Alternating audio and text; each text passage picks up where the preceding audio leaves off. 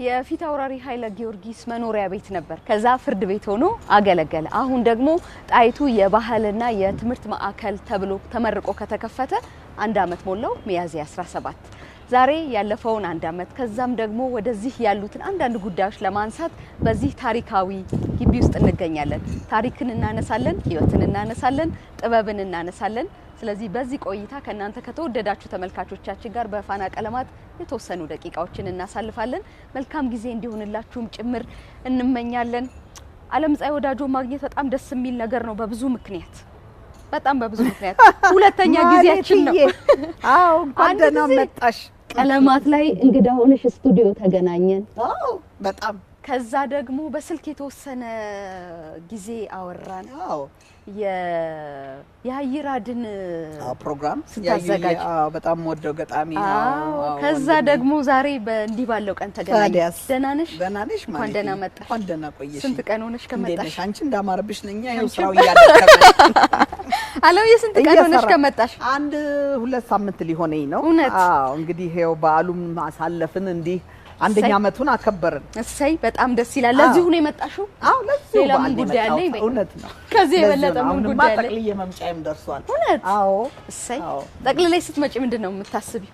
እንዴ ወጣት ማረፍ ሰባር ስንት ነገር መጻፍ እንደው ይሄ ማረፍን ቃሉን አላቃልኩኝ እኮ እስቲ ትነግሩኛላችሁ። አይ ጽሁፍ አይቀርም አይደለ? እነዛን ቆንጆ ግጥሞችሽን ጽሁፍ አይቀርም። እነዛን ነገሮች እናደርጋለን። ጤና ጥሩ ነው አይደለ? በጣም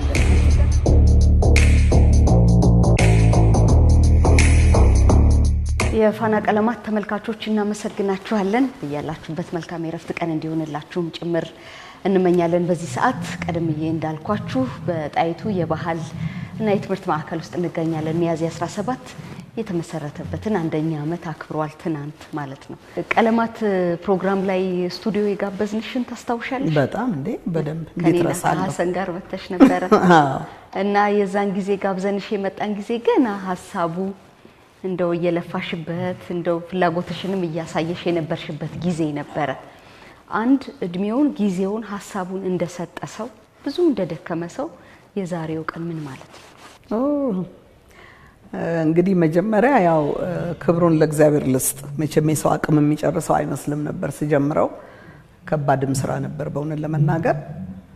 የዘመናት ህልሞቼን በሙሉ አጠቃሎ የሰጠኝ የስራ ውጤት ነው ለማለት እችላለሁ። ይሄ ውጤት አድካሚም አሰልቺም ቢሆን ደግሞ ከጎኔ አብረውኝ ደግሞ የደከሙ ብዙ ሙያተኞች አሉ። በጣም በስዕልም በሙያ በተውኔትም በኪነ ጥበብም በጠራዋቸው ቁጥር አብረውኝ ሲደክሙ የኖሩ በዛ ላይ ደግሞ በቦርድ አባልነት በኮሚቴ አባልነት በሀገርም በውጪም በመላው ዓለም በተለያየ ቦታ በጠራዋቸው ቁጥር ጉልበታቸውን ዕውቀታቸውን ሙያቸውን ሳይሳሱ ገንዘባቸውን ደግሞ በመስጠት ይሄን ቤት ያቆሙ ከዛ አልፎ ሁሌም እንደማነሳው አገሬ ስገባ በገንዘብ አቅሜ በሌላ አቅሜ ሳይሆን በነበረኝና ባገለገልኩበት የጥበብ መስክ አምኖ ይሄን ቤት በኃላፊነት የሰጠኝ መንግስት ተሰራዋለች ተብዬ ታምኜ መሰጠቱ ከዛ በኋላ ደግሞ እንዳልኩት አርኪቴክቱም ኮንትራክተሮቹም አብረውኝ ተሰልፈው ይሄን ስራ ከጎኔ ቆመው ክፍያ በማይባል ግን አብዛኛው በነፃ ነው የሰሩት። ፋይናንስ ክፍል ኃላፊው ጭምር ሁሉም ጎኔ ደክመው ስለሰሩ ከዛም ደግሞ ቤቱን በተወሰነ የገንዘብ መዋጮ ቤተሰቦቼም ወዳጆቼም ተረባርበው አሰሩት።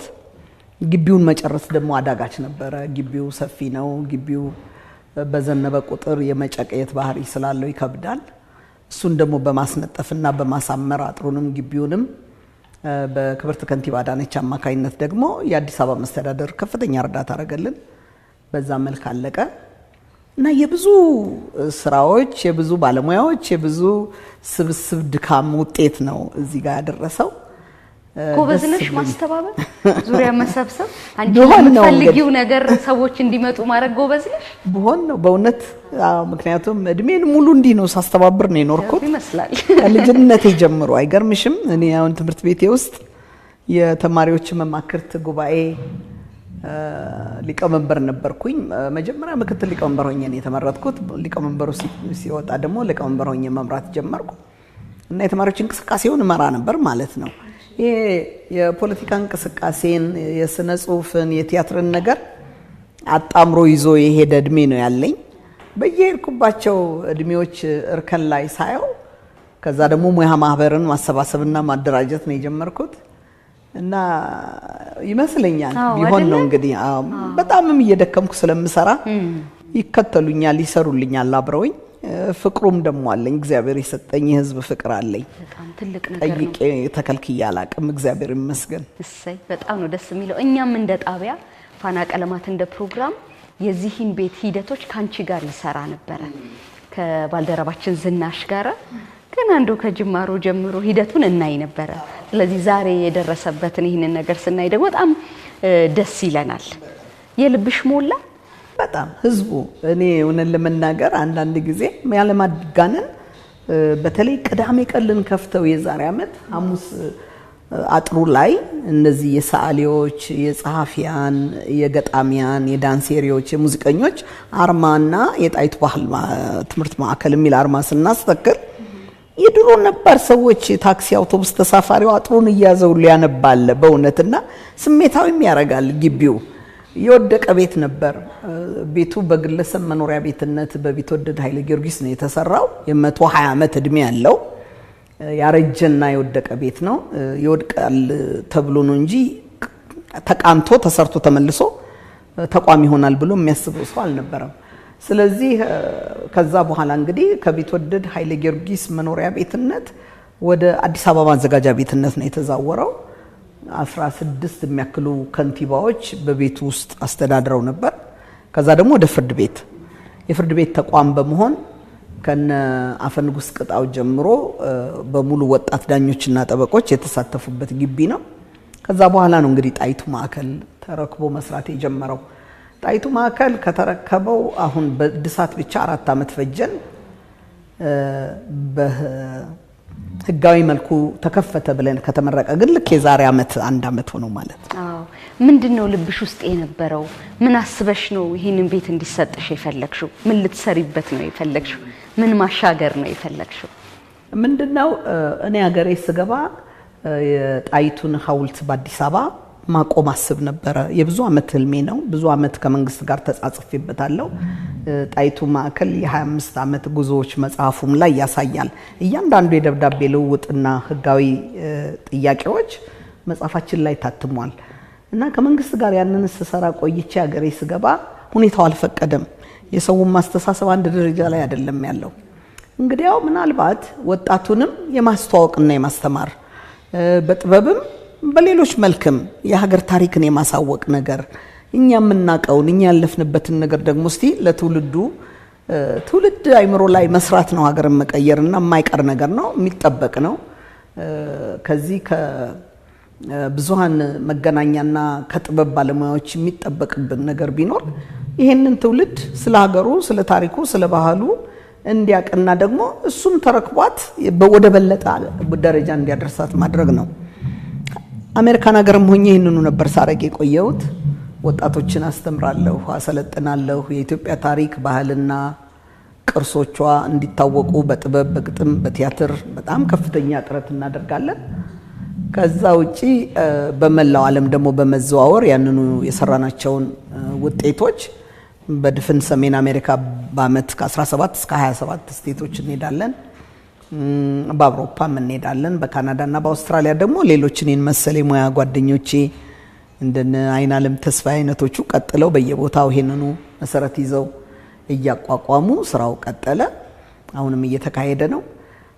አሁን ደግሞ እስቲ ባገሬ ይሄኛውን የመጨረሻው እድሜን እስቲ ደግሞ ለቀሩኝ ወጣቶች ድንገት የምችለውን ላካፍል ብዬ ነው። አዎ ወደዚህ የመጣን ምን ሳስብ ነበረ እኔ ታሪክ ነው የተማርኩት እና አንዳንድ ነገርም የማንበብ እድሉም እንደዚህም አለኝ እና ግን ዓለም ፀሐይ ስለ እቴጌ ጣይቱ በጣም የምትወደው ነገር ምን ይሆን ብዬ እያሰብኩኝ ነው የመጣሁት። በጣም የሚማርክሽ ነገራቸው ምንድነው? እውነት ለመናገር በአንድ ነገር መወሰኑ ሊከብድ ይችላል። እንግዲህ እቴጌ ጣይቱ ያው እንደሚታወቀው በሀገራቸው ላይ የመጀመሪያ የገጠማቸው ፈተና የሀገር ድንበር መደፈርን ነው። እሱም በሚመለከት በውጫሌ 17 ላይ ትልቅ ሚና ነበራቸው እና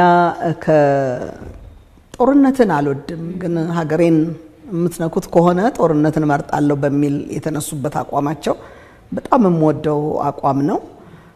ከዛ ውጪ እንደ ወታደር አሰልፈው ራሳቸው እንዳንድ ወታደር ዘምተው በስንቅ አቀባይነት ሰው አስተባብረው ሰራዊቱን በማጀገን ሰራዊቱን በማጎልበት የቆሰለውን ጥጥ እየተፈተለ እንዲታከም በማድረግ ስንቅ በመሰነቅ የወሰዱት ትልልቅ እርምጃዎች አሉ በአድዋ ጦርነት ወቅት። በዛ ላይ አጼ ምኒልክ ከየቦታው የመጣውን የኢትዮጵያን ጦር መቼም በህብረትና በአንድነታቸው ውጤት ነው አድዋ የዚህ የድል ውጤት ለመሆን የበቃውና እነዛን ሰራዊቶች ሁሉ አሰልፎ የማስተባበርና የመመገብ የማጀገንና የማዝመት ቀላል ሚና አልነበራቸውም። ከዛ ውጪ በሰላም ጊዜ ደግሞ ምናልባት እኛ ከከተማ ከተማ እየሄድን የህዝቡን መጉላላት ማገናዘብ ያስፈልጋል በሚል ርዕሰ መስተዳድሩን በአንድ ቦታ የመዋልና አዲስ አበባን ከተማ አድርጎ መርጦ የመከተምን ነገር ያም ልዩ ያስተዳደር ችሎታ ነው።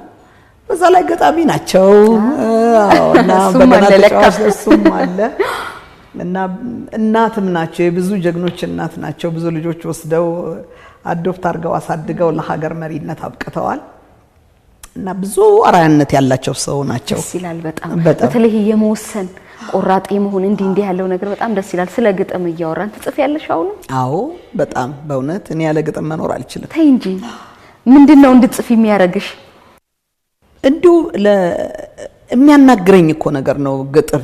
ብቸኝነቴን የሚያጠፋ ነገር ቢኖር እሱ ነው። ሀዘኔን ደስታዬን የሚካፈለኝ ነገር ግጥም ነው።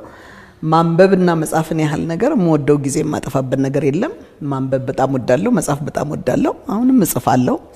እንዳጋጣሚ የወጣቱም ድምጻውያን ያው ይፈልጋል የኔን ግጥም እጽፋለሁ፣ እሰራለሁ። አዎ በጣም እና አሁን ያሉትን የጽሁፍ ስራዎች እንደዚህ ስታይ ምንድነው የሚሰማሽ? በጣም ጎበዝ ልጆች እየመጡ ነው መቼም በጣም በተለይ ግጥም ላይ የሚራቀቁ የሚፈላሰፉ ልጆች እየመጡ ነውና እውነት ነው። እንደውም አንዳንድ ጊዜ ባለፉት 30 ምናምን ዓመታት ያልተሰጣቸውን የኢትዮጵያዊነት ፍቅር አዝለው የወጡ ወጣቶች ነው ማየው። በጣም ነው ደስ የሚለኝ። እውነት ነው። እና ይሄ በቃል አወጣጣቸው፣ ባረፍተ ነገር አሰራራቸው፣ በግጥም ምታቸው ቃላቶቹም አዳዲስ ቃልም እኮ እየፈጠሩ የመጡ ወጣቶች ናቸው ያሉት። ይሄ የጥበብ ወጣት ማፍራት ኢትዮጵያ በዚህ በጣም የታደለች ናት።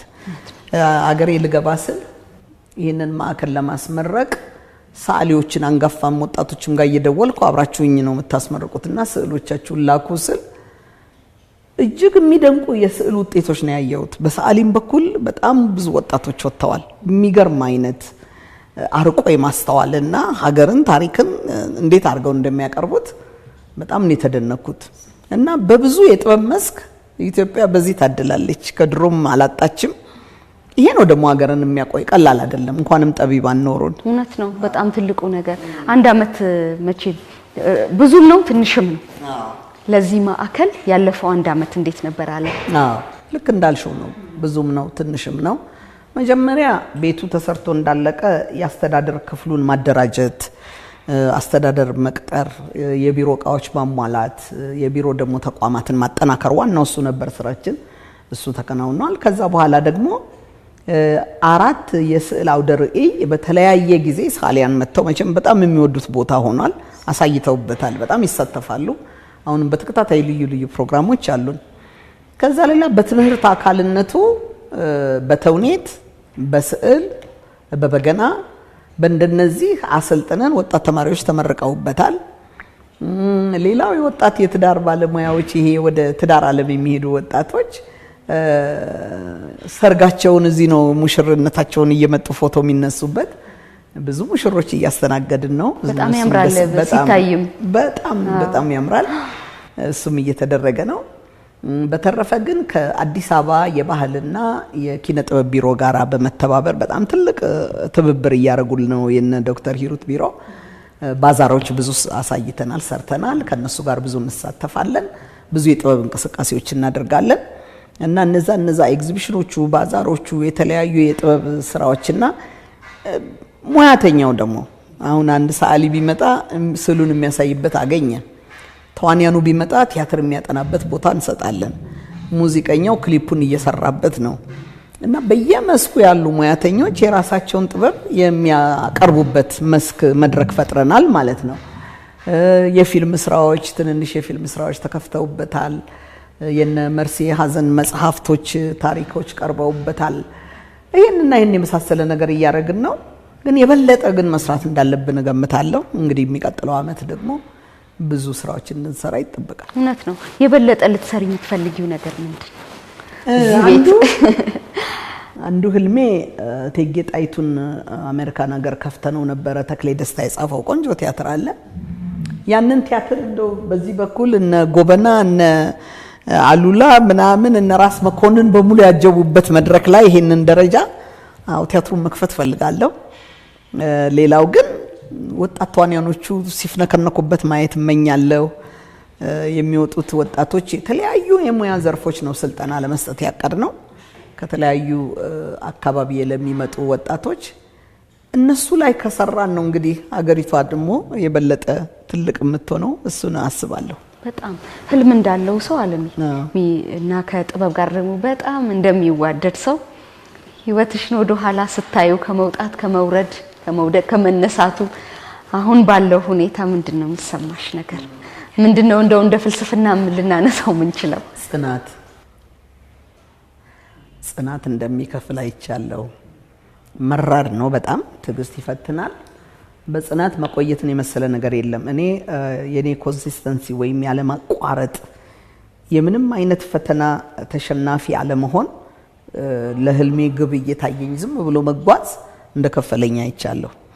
እና ለሁሉም ወጣት መመክረው ነገር ቢኖር ማለም ነው። ማለም ግን ጽናት ይጠይቃል፣ ፈተና አለው እና ተስፋ ለመቁረጥን ይጠይቃል።